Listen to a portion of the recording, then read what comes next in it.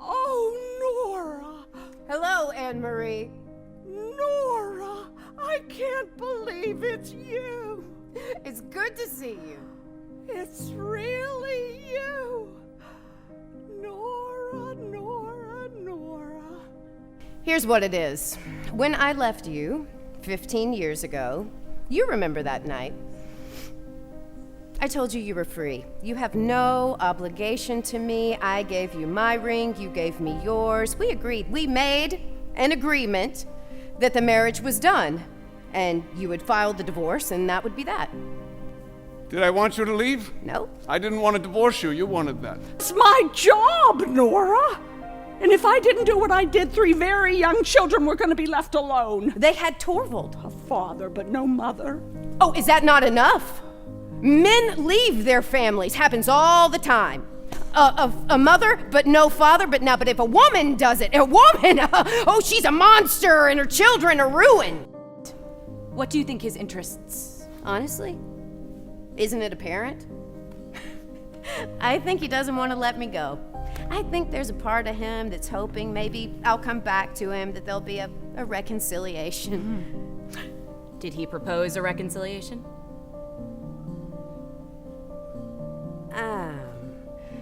No. See, I think you're very wrong, and that you've made a lot of assumptions and that you don't know what you're doing. Somehow managed to check in with that voice to hear what he thought. Even though I knew that person wasn't a person, but my thinking of that person. And so for as long as that continued, I decided that I'd live in silence. What? The divorce. I don't need this, but I really appreciate I can't win with you! I can't win with you!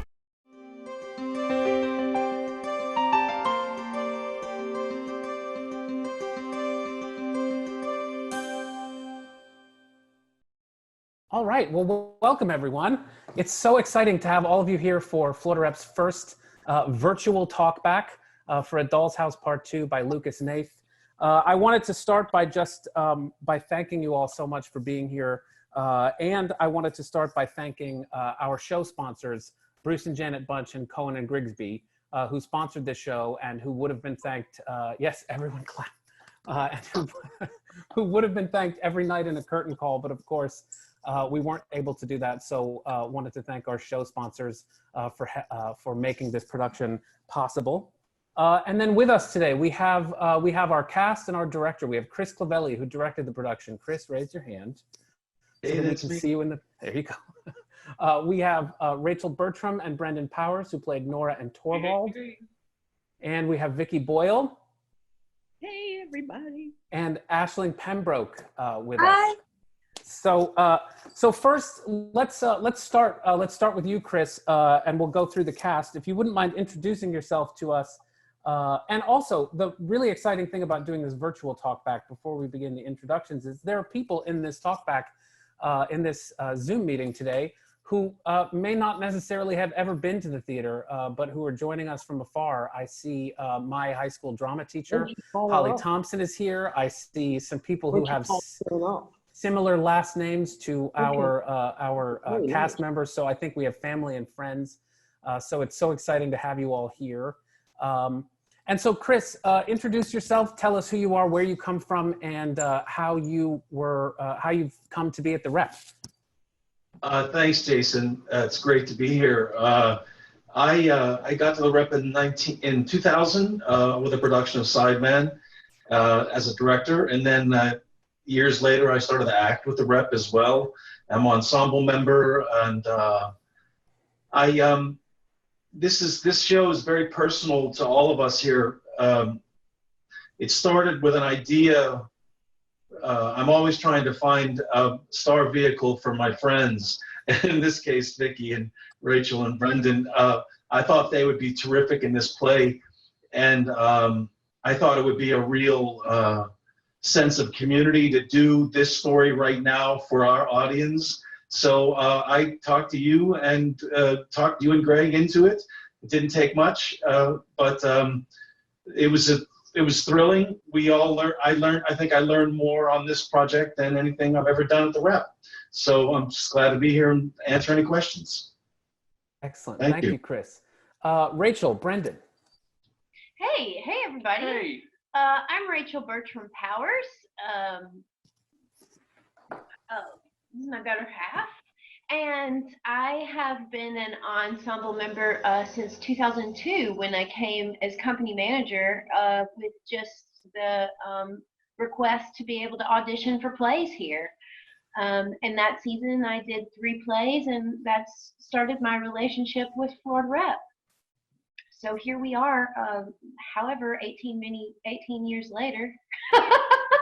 I'm originally from Birmingham, Alabama, but like many actors have lived all over the country, and just so happy to have Florida Repertory Theater be our artistic home. So few actors in America have, an ensemble that they are a part of, and so it's a real blessing for us to be a married couple who are both in an ensemble at a theater as prestigious as Florida Rep. So yeah, here we are. Woo. Brendan. Oh, hi. I came in 2007 for Doubt, and a fabulous thing started and has continued, and it's been a great time. And I also work in the community outreach branch and development of Florida Rep. And Vicky. Hi, everybody. I'm Vicki Boyle. I came in 2010 when they needed a replacement for Dottie in Noises Off, 10 days before they started rehearsal. So luckily, I was free and came down, and this would have been my 13th and 14th show here at the Rep. So about 13 being not a lucky number, we won't go into that. I became an ensemble member with Vanya, Sonia, Masha, and Spike, and I couldn't be more grateful to be a part of this company, which has some of the finest actors I've ever worked with, and it's just an incredible company. And when you say that this would have been your 13th and 14th, tell us about that 14th production. Oh, which would have been Ripcord, which I would have been able to act with Sarah Morrissey, one of my favorite actresses, 2 elderly ladies in assisted living, which was very timely. So hopefully sometime in the future, we can, put on our cardigan sweaters and do that. Right. Excellent. Thank you. And Ash, tell us who you are and where you come from. Hi, I'm Aisling Pembroke. I'm originally from Chicago, and I auditioned for this show, and I'm so lucky I got cast because it was one of my favorite processes. Was there anything particularly special about this particular contract for you? Oh my God, of course. That's kind of important. Yeah, it's my first equity contract. So I got my card. Bravo. So special. Excellent. Well, thank you all so much for the intros. Chris, I'll start with and I will open this up to other questions from the group, so bear with us. But Chris, if you wouldn't mind talking about how you approached this piece in particular, Doll's House Part 2, and if you can also talk about whether this was, I know this was not your first outing with it, so talk to us about how you approached it. Last spring, Vicki and I did a production of this at a theater in Maine, and it was my starter show. I made a lot of mistakes. It was a very earnest show. It was very real, and I left that, and I thought it was a good show. It was entertaining. It wasn't terribly funny. It was just okay, which is, I'm not bad-mouthing them, but it wasn't my best work, and I felt frustrated by it. So that when we had a chance to do it again, and Vicki and I talked a lot about this in terms of how we could find the humor in the play, because without finding a way to make Doll's House Part 2 funny, it's kind of dreary, actually. It's, you know, talking about getting a broken marriage and a broken family is no fun. So I went into it trying to find how it's funny, what Lucas Hnath intended, how he intended the comedy to land. And also, I wanted to make it much more theatrical than I did the first time. So I talked to you, Jason and Greg, about this, making it an event, making it feel like a rock concert in some ways, and making it feel very old and new at the same time. So those are the kind of things that we were messing around with. But what was so thrilling for all of us in the rehearsal studio was that I had this idea that Nora would talk to the audience, break the fourth wall, direct address, and then suddenly it occurred to me and to all of us at pretty much the same time that we should all talk to the audience. So the minute that we unlocked that kind of notion, the play completely opened up and it became a discussion with the audience, and it made it impossible for anyone to run away and hide. And out of that, we consequently found a lot of funny. So it was really that's kind of where I started, and that's kind of where we got to. And the design team made a really modern, really cool, really dynamic show. So we all considered it quite a success. And for the 54 people that saw it, it was a huge success. Yeah, and we'll get back to the design team stuff. I actually have, for those of you who are watching it and able to see, I have some renderings for you to look at and some production photos.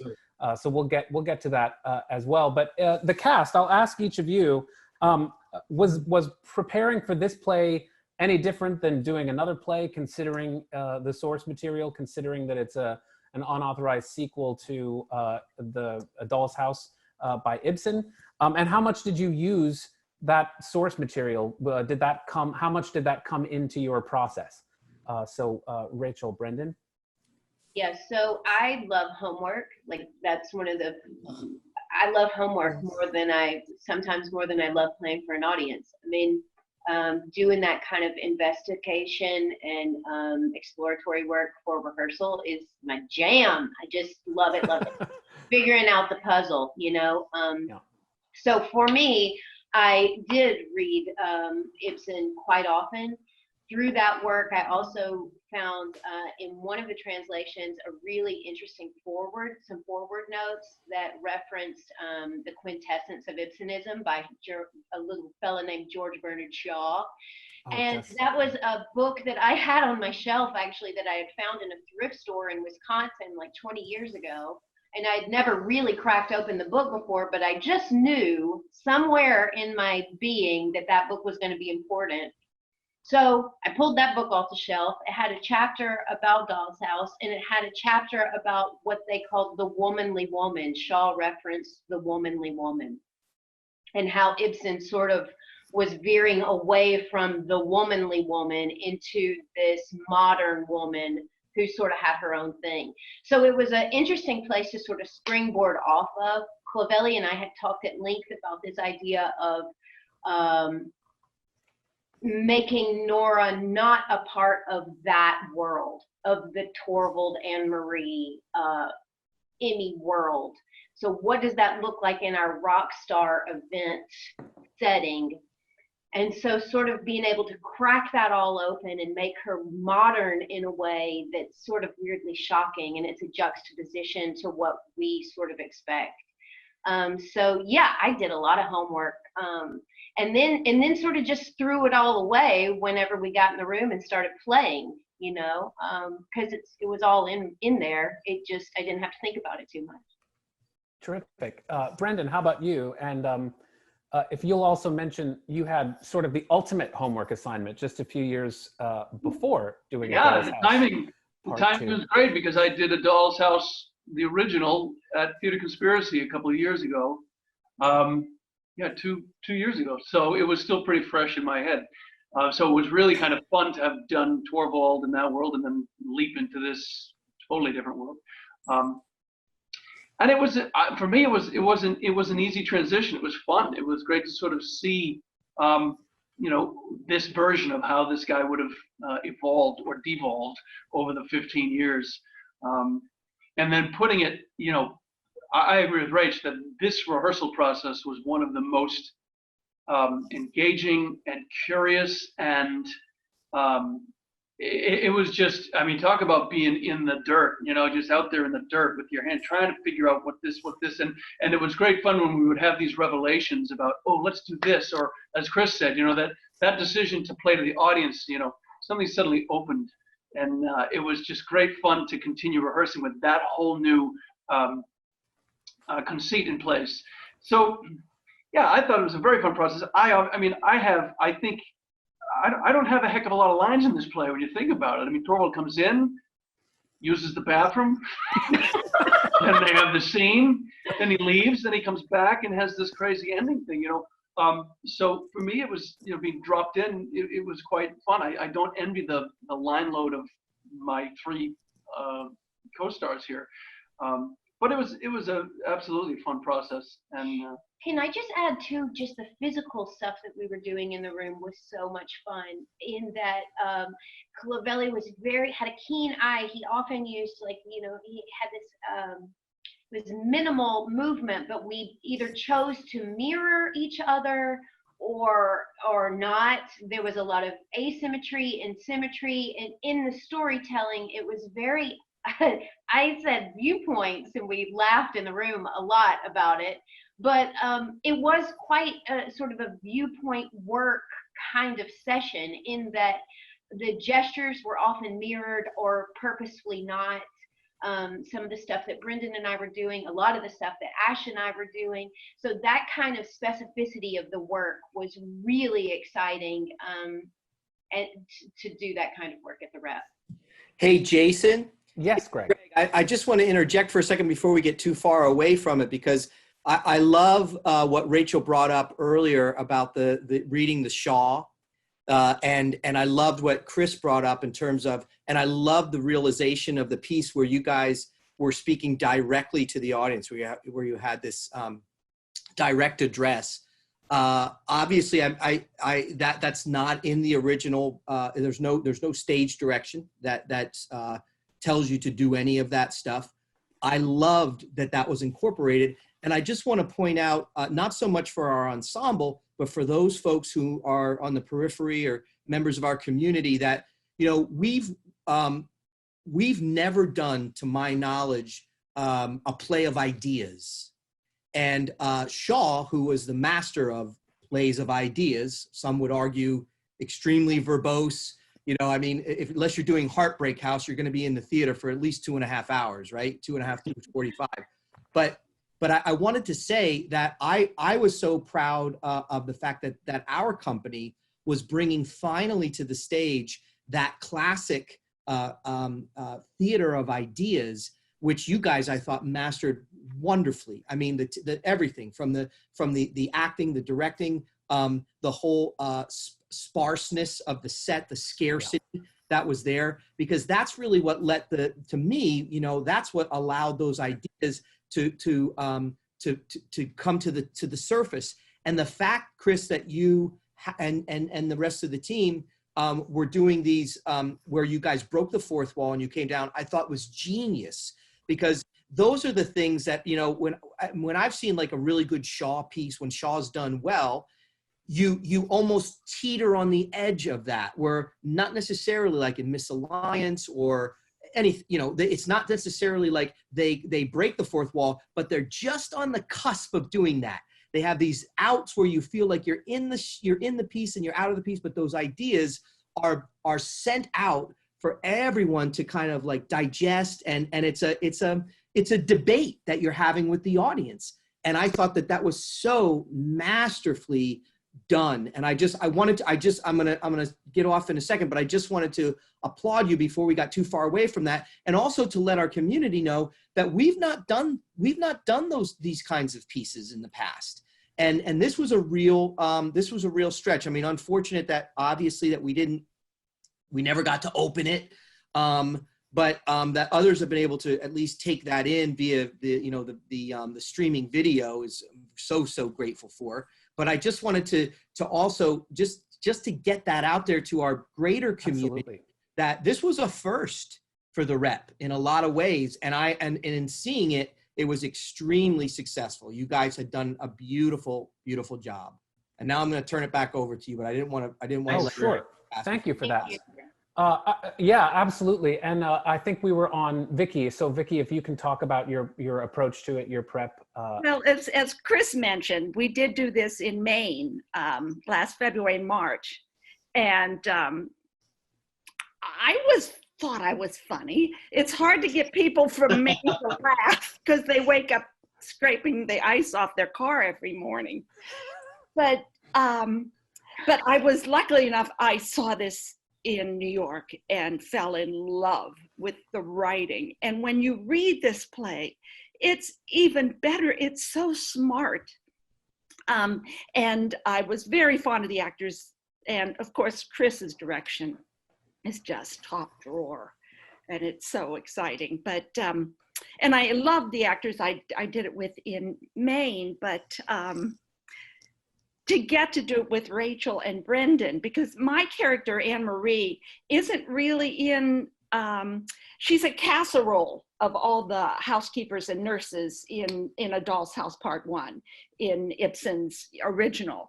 So luckily I could come at it with what I was given.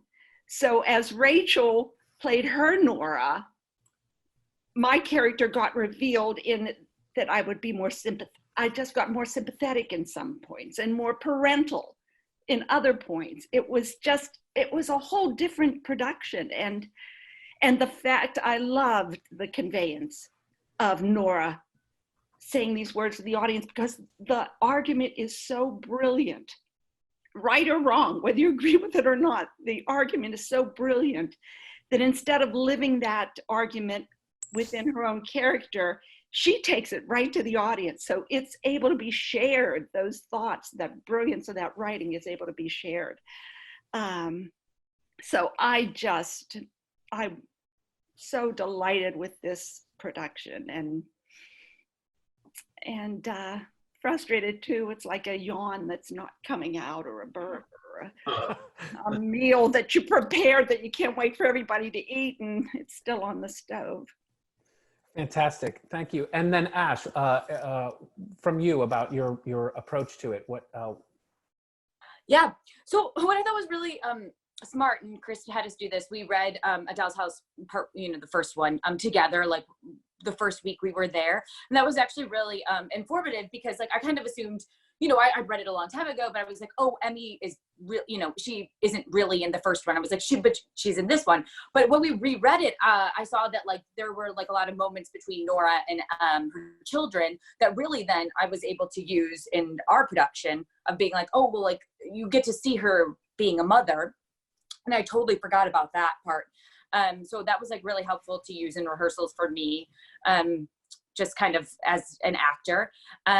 Also, like, it was, in, like, a lot of processes, like memorizing, that was all kind of par for the course. But what's really special for this is, like, I feel like everybody knew each other and I kind of was like the new person in, but everyone made me feel really, really welcomed right from the gate. It was just like, just be weird, just be yourself, like, get in there. Which was so nice. And so I didn't feel like I had to hold back or be like tiptoe and be like, okay, well, should I do this? Like, well, maybe they won't like that, or there was, like, none of that. So getting that all out of the way and just really getting to voice my ideas and play with all these people I didn't know, but who just totally accepted me, I think really is how I was able to grow in my character of Emmy, if that makes sense. It does make sense. Thank you so much. So to the group, if you have a question and you want to put it in the chat window, you're more than welcome to do that. Or if you want to click on Manage Participants, you can actually raise your own hand. You can click the raise hand feature. So if you have a question, now's the time to prep it. While I ask Chris this one question about design, and I have some images for you all to see. So Chris, if you wouldn't mind talking a bit about your approach to the design of it, both the sets and the costumes and the lights. I have a little bit of a PowerPoint that I'll play sort of as you talk, if you don't mind, starting with the set design. So our designers aren't here. Bert Scott designed the set, Julie Duro the lights, and Jacqueline Loy the costumes, and Katie Lowe the sound, which we won't be able to hear on this, but I hope you've all seen it. So I'll share my screen if you wouldn't mind talking a bit about the set design process and the costume design process. Bert and I talked about. I wanted the space to be another character, and I wanted the room to look like something that had been left to rot since Nora left 15 years ago. I wanted to get the sense. We wanted to get the sense that you can see where the pictures used to be, where the chandelier used to be, that the painting used to be better, that the furniture was, some of it was covered up with sheets, so that this was that space had a life of its own.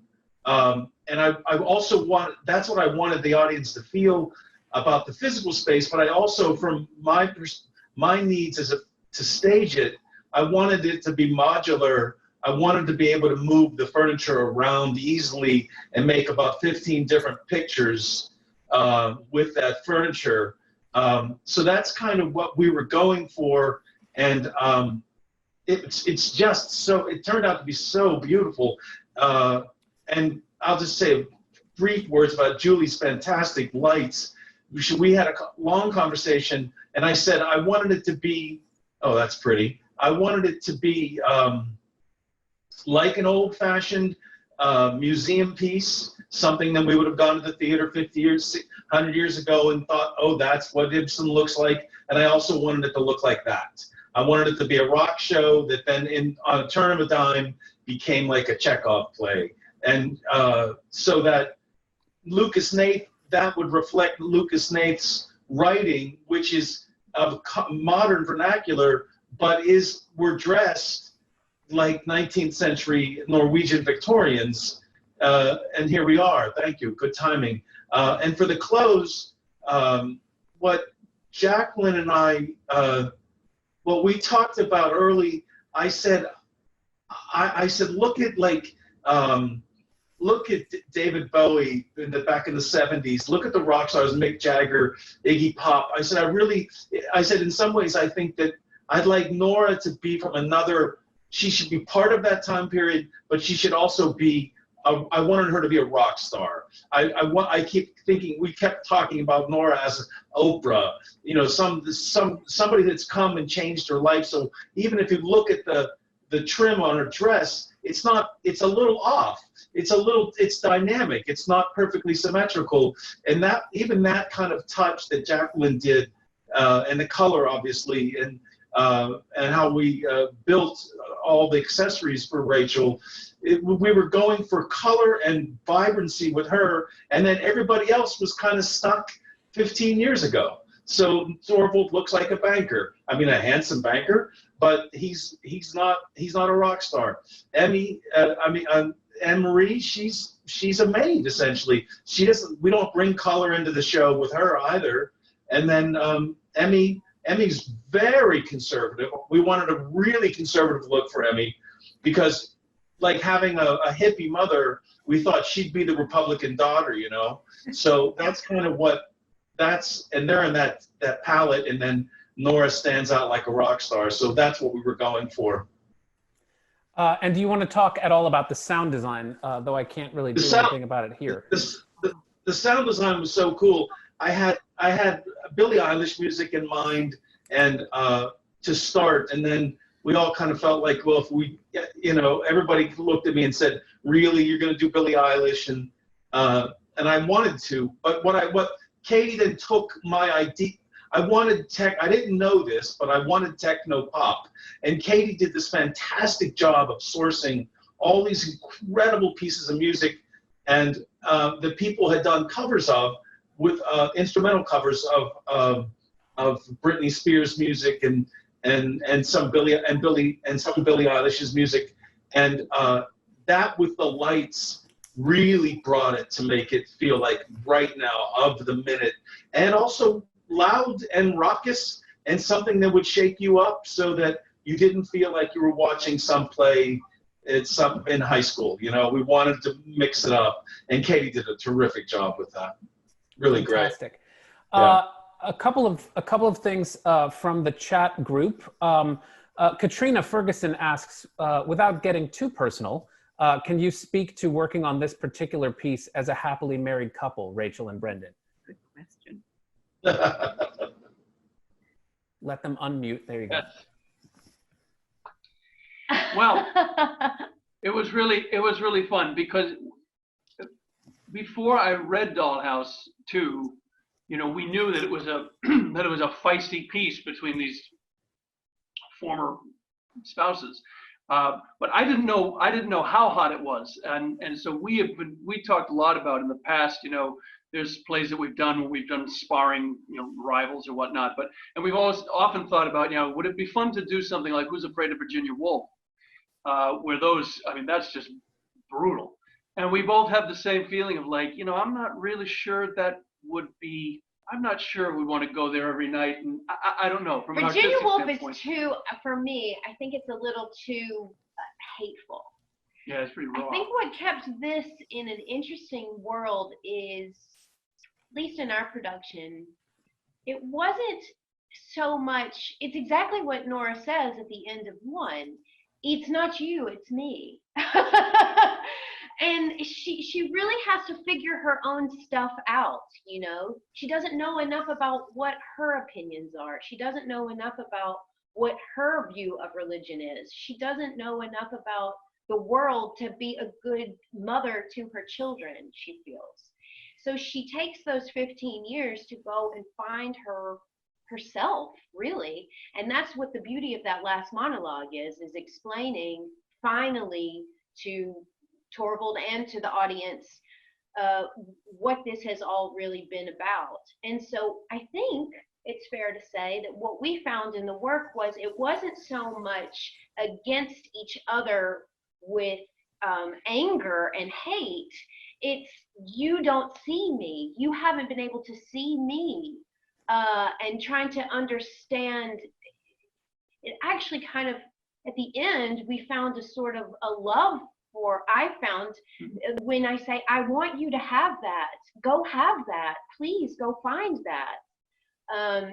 So it was an interesting sort of reveal over the course of the rehearsal process that it wasn't actually as aggressively at each other like even like a God of Carnage or a Who's Afraid of Virginia Woolf. It was more about her needing, and sort of Ibsen's idea of human rights, you know, of my place in the society as a woman, I'm not equal to you. So my job is to try to get equal on a society level.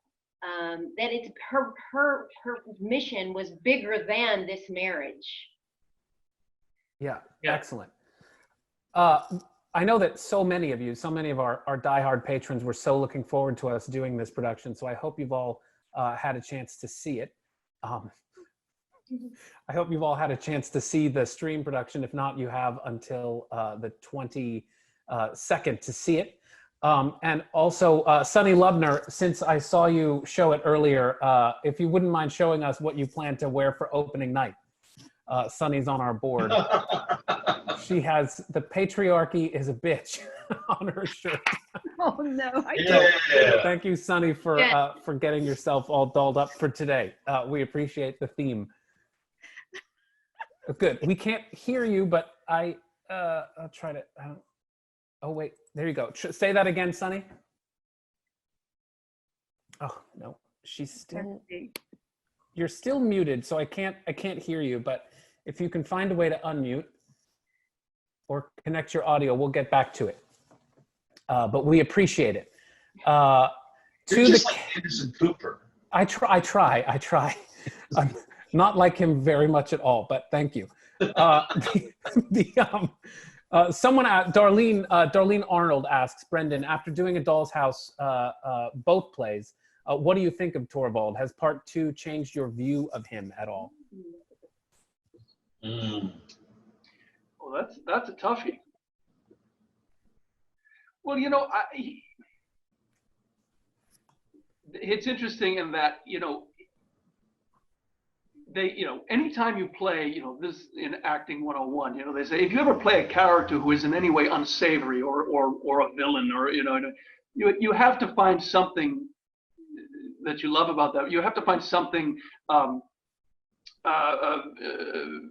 respectable and valid in that character, other than you can't just play the bad guy.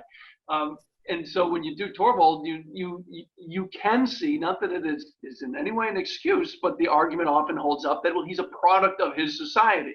He's a product of X, Y, and Z. So his behavior is modeled based on what his environment is. And well, it's interesting to see with Torvald, though, is that just when you want to sort of embrace that argument of like, well, this guy is just, he's realizing that the system that he's working under isn't working. Then he starts pulling his own little machinations, you know what I mean? And he's just as manipulative and just as selfish as anyone else. And so there are the moments that you can see him genuinely affected by it all, and genuinely almost like a lost child. There's the great moment at the end of Dollhouse 2 that we staged where when Nora leaves, and there's a few seconds before the lights go down, when Torvald's left in the house alone, and Chris had said, take these moments to just live in those few seconds, trying to take in everything that's happened. And I mean, I think there are these moments where he really is sort of this childlike, naive, clueless person who's just trying to piece together what is happening here. But at the same time, there are turns and twists that he does that you realize, oh, he's not, entirely, the victim of his social structure, And so I did have some instances where I would read a scene, and we'd be reading this all the time in preparation for it, and I'd say, oh man, did you have to go there? Did he have to? Oh, come on. So I don't know. I mean, it depends on the perspective you want to take. But yeah, there are aspects of him that, yeah, you want to smack upside the head, and he does get it. Some, figuratively, but almost literally in the play. But at the same time, you have to find the heart of that person, and you have to try to understand, find the method and the madness of that kind of character. I don't know if that answers it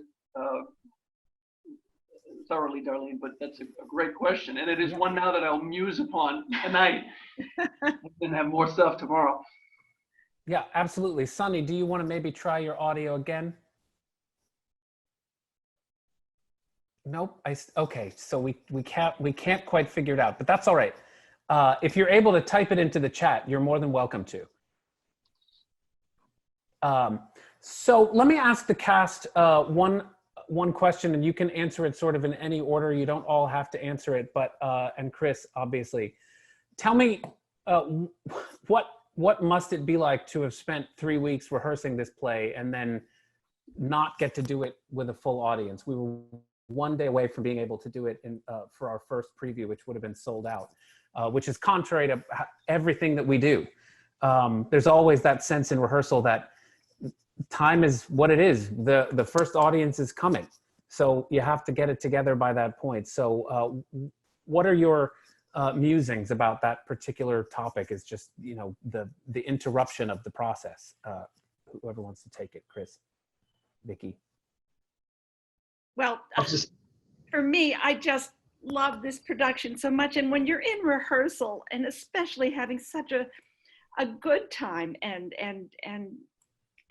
bringing life to this thing with 3 other people, you just can't wait for an audience. Oh, I can't wait till they hear this line. I can't wait till they hear this and this monologue. So it's almost like Groundhog Day, only Christmas Eve, and Santa's not coming. It's that kind of frustration. Sure. Lucky to have my family and the love of it, but darn, would like to wake up Christmas morning. Thank you. Yeah, of course. Chris. It was the hardest thing. It's the hardest thing that's ever happened in my career. I can honestly say it was the saddest. This was the saddest thing that's ever happened only because I think all the things that we had hoped we could make in our wildest dreams actually did come true. And we were so eager to share it. We were so eager to give it to Fort Myers and to see what they thought that the interruption was, I'm still feeling it. And I know that we're all still feeling like, wow, we had made a gift and we're so willing to give it to you. And we're glad that we did through the streaming, but since it's, we're theater people, that's how I felt. That's how I felt. Ash, Brendan, Rachel, any responses?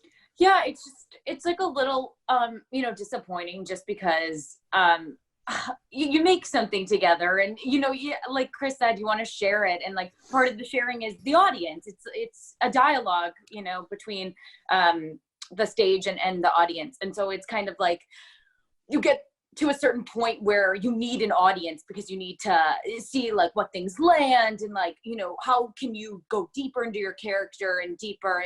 And so we were, it's a process even through previews, through the whole show, you're never satisfied. So we were like chugging along on the train and then, we had to get off. So we never got to the, final destination. You never really do, even, when you do the full performances, but it would have just been nice to share it with people, to see people's faces, to communicate with other people who weren't just us. And it's also just so sad because the creative team, I mean, it is one of the best designed things ever. And speaking just for like, not even me, it's some of the best acting by Rachel, Brendan, and Vicky. And I just want people to see them. Mine, that's fine. Excellent, thank you. Brendan, Rach, any comments? Oh, the muting, there you go. A lot of what has been said already, I feel the same way, that your body gears up for the reveal. And so, yes, to have the stream, to have people experience it through the stream is hugely valuable. Knowing that we were at the jump off point of, I think it was the next day. Well, it was Sunday, so two days later we would have started our first preview. And so, it's a lot of the analogies that are used. I agree with totally. And then Greg and Chris, if you all wouldn't mind talking a bit about the pivot, and I see some other questions over there. We'll get to both of those. But we, right sort of at the last part of the technical rehearsal process, we sort of knew that we might likely get shut down. So we decided to record the archive at the final dress rehearsal on the Sunday night before the Tuesday. In hopes that we'd be able to stream it. We hadn't worked out with the union or the licensing agencies just yet, but we knew we had this one chance to get the footage in the can.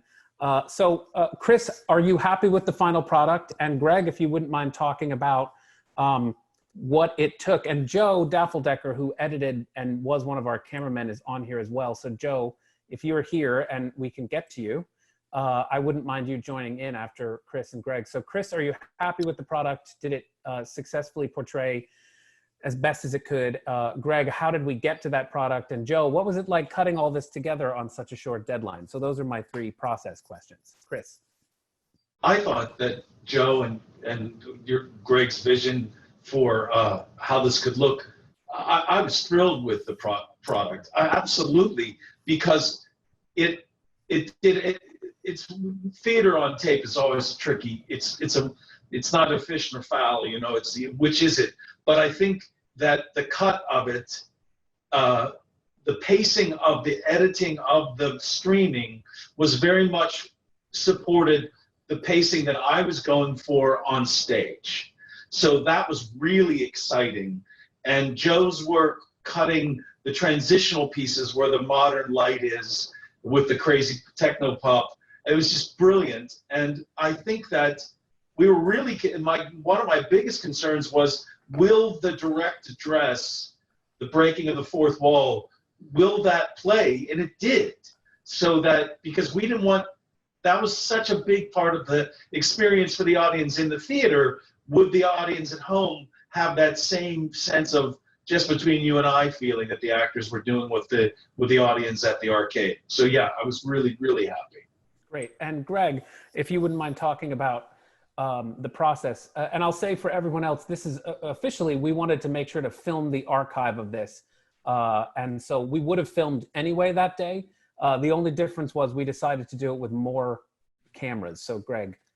Yeah, no, Jason, I'm happy to chat with you. You know,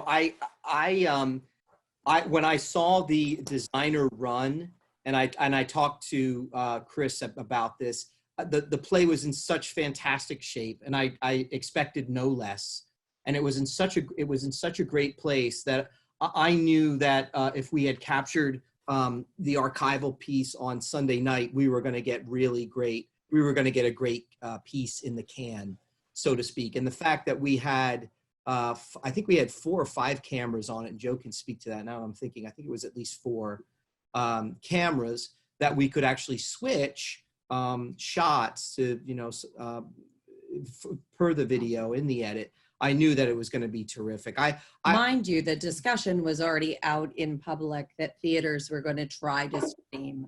Oh, so yeah. this was not like, you know. Yeah, I didn't invent. I mean, Jason and I had been chatting about it because we had seen a theater up in Maine. Our friend Barry Newport had already had a contract with the union. So, and there were theaters on the West Coast and a theater in Ohio, I believe, that were already, you know, doing this. So it's not as if we came up with the idea, but, you know, there was a precedent.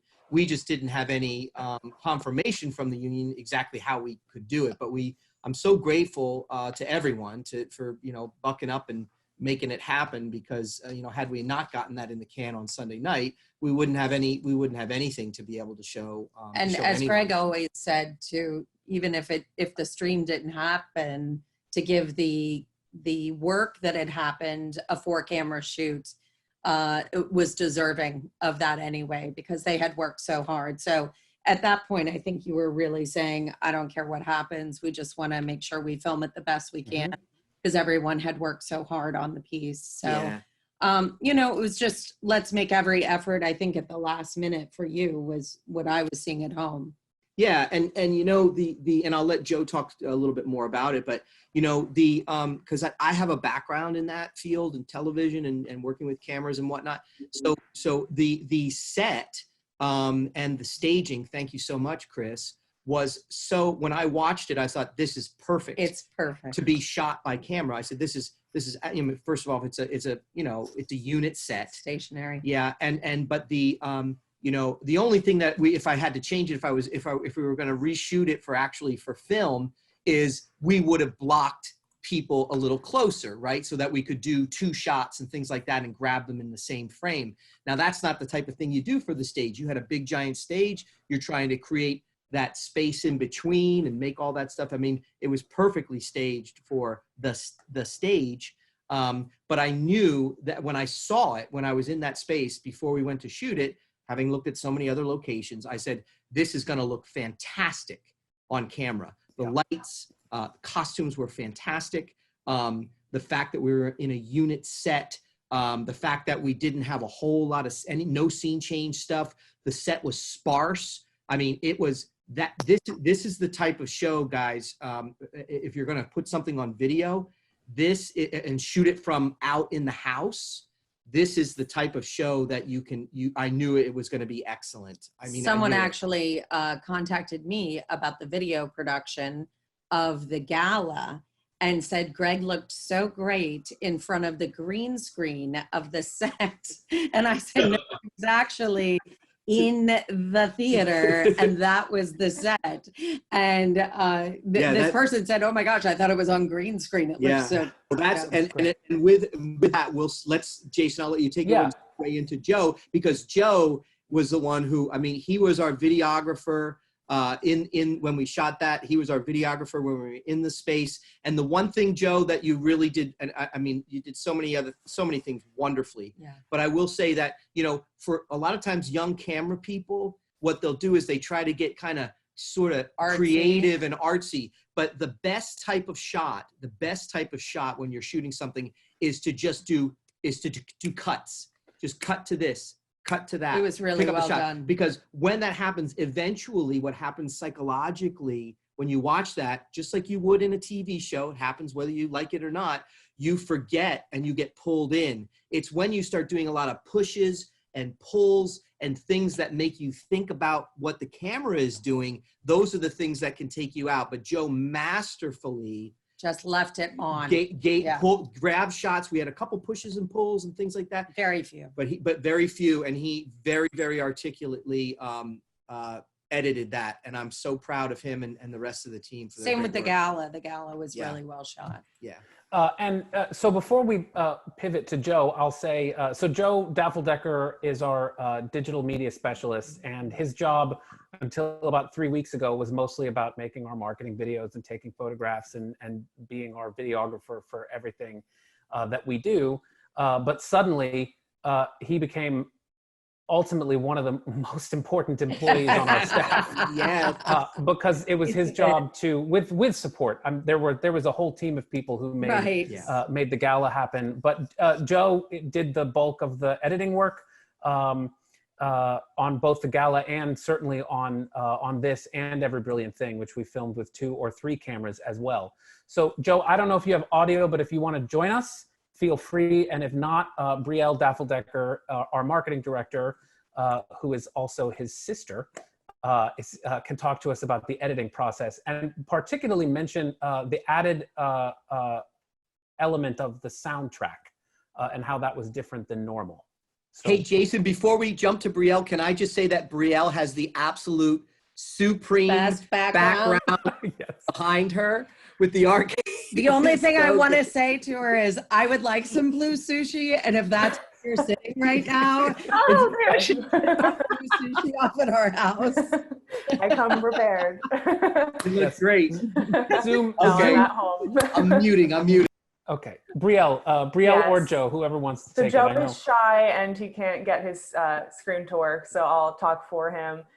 He has sent me some notes, but yes, it was a 5-camera shoot that took place. And a little bit about Joe, his background, he went to school for digital filmmaking, so he was uniquely prepared for this. Granted, that was a few years ago, so he hadn't worked with some of these cameras in a few years, but he jumped right in with reading the user manuals for the cameras that we rented, and then using the cameras that we had in-house. So what was really great, I think, about, can you hear me? Can everyone hear me? We can hear you. Was really great about, I think, the Doll's House production is that we mic'd the actors, and Josh, who is on this caller, he was, there he is. He did all the audio for Joe, which really, I think, brought it to another level. It was incredible.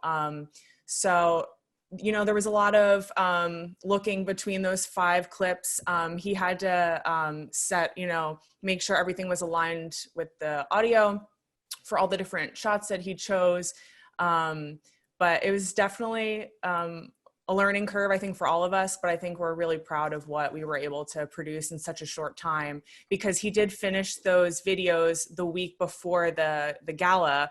So, you know, he kind of shifted gears that the week of the gala to do all of that.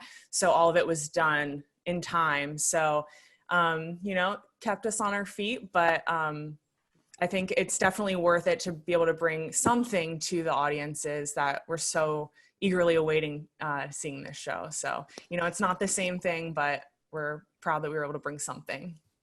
Yeah. And how many hours would you say it took for him to edit this together? He has gotten a lot of overtime these past 2 weeks.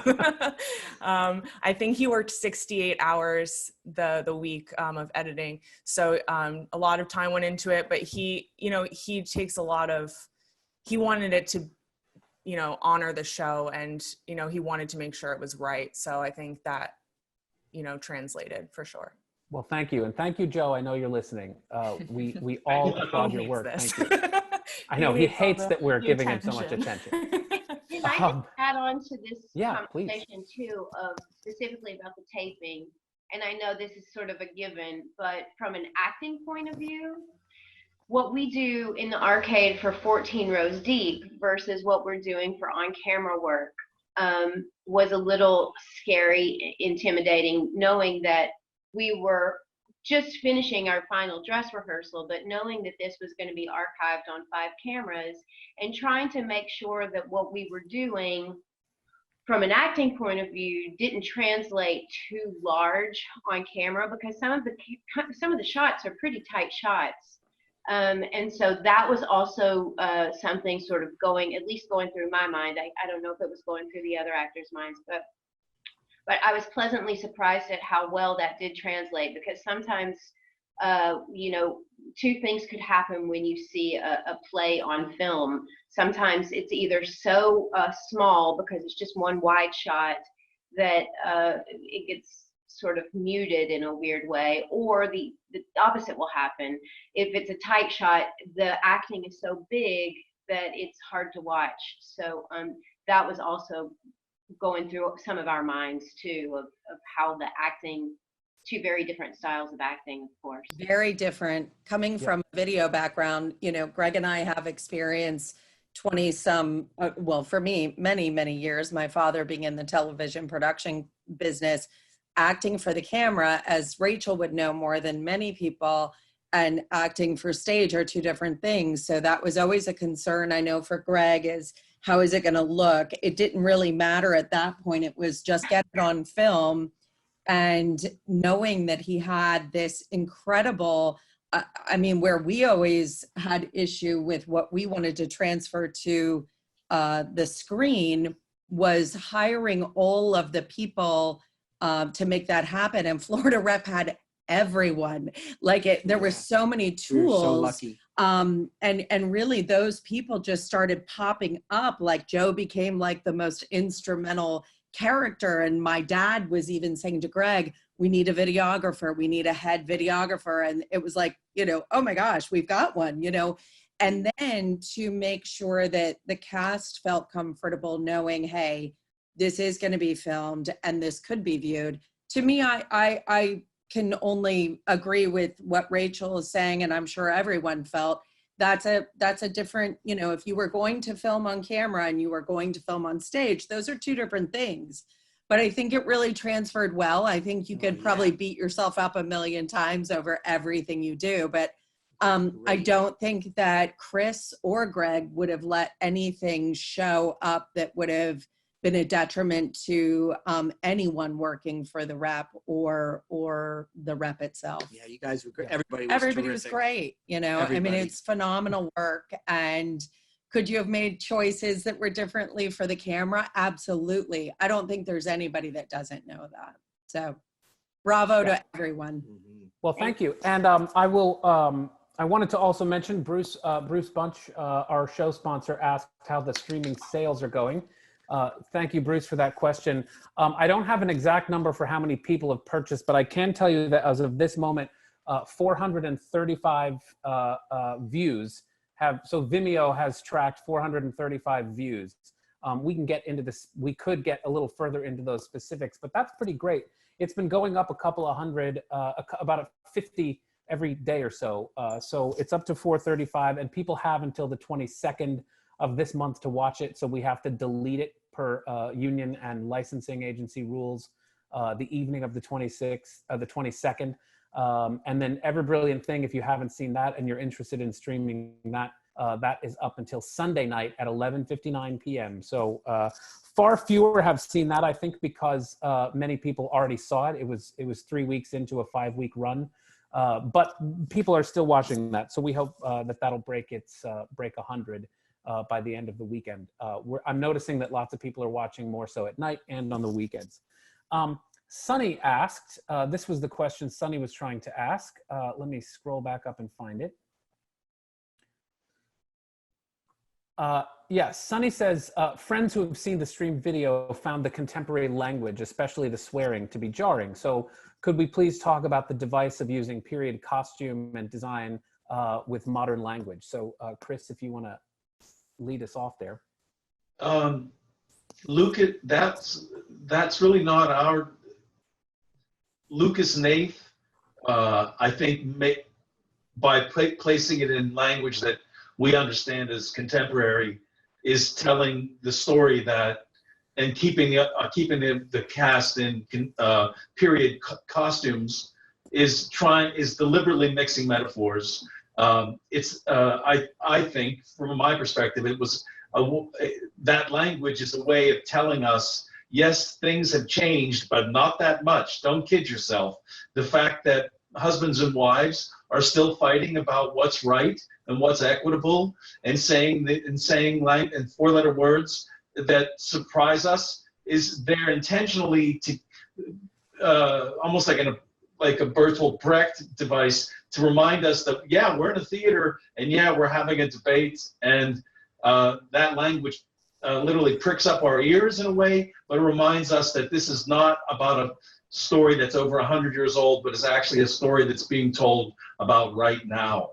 So I think that's when you do this play, you kind of make that, you have to kind of get behind that, which is what we did. Absolutely. Thank you. Anyone else? Anyone want to raise their hand? Any other questions have come up? If you want to put something in the chat window or raise your hand, now is the time. All right, I'll keep watching. Any final thoughts from Rachel, Brendan, Ash, Vicky, or Chris, or Greg, for that matter? Any final thoughts as we near the end of our virtual talkback? Well, listen, I just want to say I couldn't be more proud of the work that was done on this. It absolutely is a crying shame that we were not able to open this, because everyone's work was absolutely stupendous. I mean, it was so different from anything else that I believe we've ever graced the stages with here. And everyone was at the top of their game. And I don't know, in the back of my head, I'm thinking, when can we do it? Could we do it sometime? Because this is all I ever hear at the house. How do we get it back on the it was stage? so good. Where can we put it in? And I don't mean to hold the, I'm not trying to be the, hold the carrot out or whatever. But he's like, they've all done it. It's ready to go. And you're it's also excellent in it. I mean, it was just really fantastic. We spent the better part of the morning talking about that. Yeah, and I just wanted to just commend everybody. I mean, listen, the whole idea, it takes a village. We know that the cast of actors involved, and and Aisling, this was your first time with us, and you were so terrific. And I just want to tell you, when we saw you in the audition, we were like, that's it. That's her. That's her. That's who it is. I mean, it was like Jason and Chris and I were like, no, she's the one, man. She's it. I mean, like head and shoulders. And there was a lot of talent that came in that room. But you hit it, man. You knew how to lift the ends of the lines. You knew how to keep things. So that was what you were a great find for our company. And I just want to commend everybody, and that's from all levels. I mean, I know Renee's on the call. There's other people. It takes all of us to to do this, and this is a fantastic team. And I could not be more proud of this entire team. And I just want to thank all of you for your great work. And then I want to turn it over to you, Jason. I love that you're moderating these, and you're.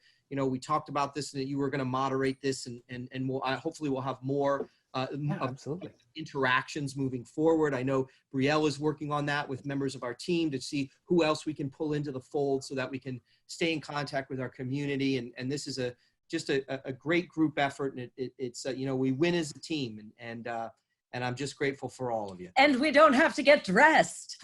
Yeah. I'm somewhat dressed. He has on a shirt. There's shorts on underneath. I've got on my pajamas. Those of you not with your cameras off, we understand. Any final thoughts, Rachel, Ash, Vicky, Chris? I think this was one of the most intensely satisfying processes that I have experienced as a professional actress. And for so many reasons. I mean, the room itself was so joyful because of our friendship and camaraderie. And Ash, you were 100% a part of all of that, even though you were a new friend. And Sam, who's not here today, our stage manager, was incredible, and she really kept us on bar. And so it's bittersweet doesn't even begin to sort of talk about the feeling that it is.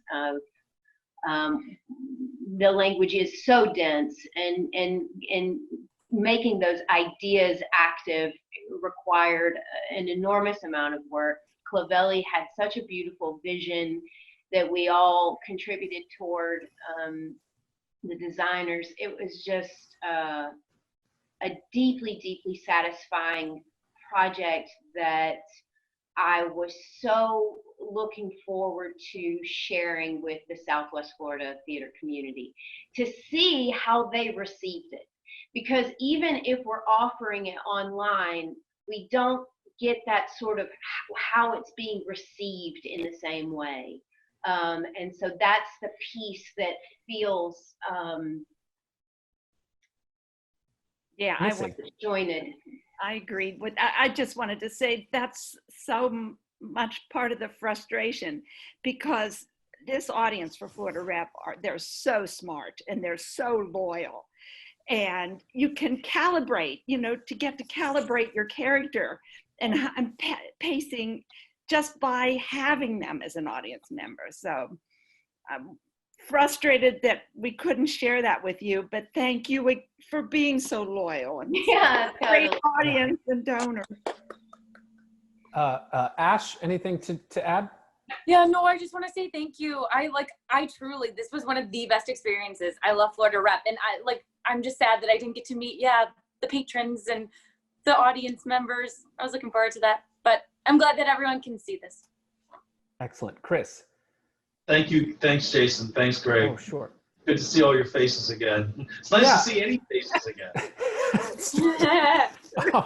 And I'll say a special thank you to all of you. There are, I think at the peak of our viewership here today, there were 34 participants today. So really exciting for our first virtual talkback outing. So thank you all for being part of that. Watch your emails, watch our Facebook and our social media platforms for more announcements about more of these. We're gonna have other talkbacks and other content and other artists and technicians and staff members here to chat with you. So thank you for that. And then also, if you haven't already seen it, you can watch A Doll's House Part 2 through the 22nd. You can purchase till 5 o'clock today through the box office, or you can go online and do it there. And also, there is Ever Brilliant Thing, like I said, is streaming through Sunday. And if you haven't watched it, thank you, Bruce Bunch, for I see your cat there.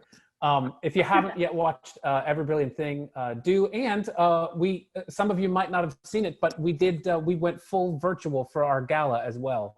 So if you haven't seen that, that's available on our Facebook and our YouTube pages. So if you're interested in any of our virtual content, it's all out there at your fingertips.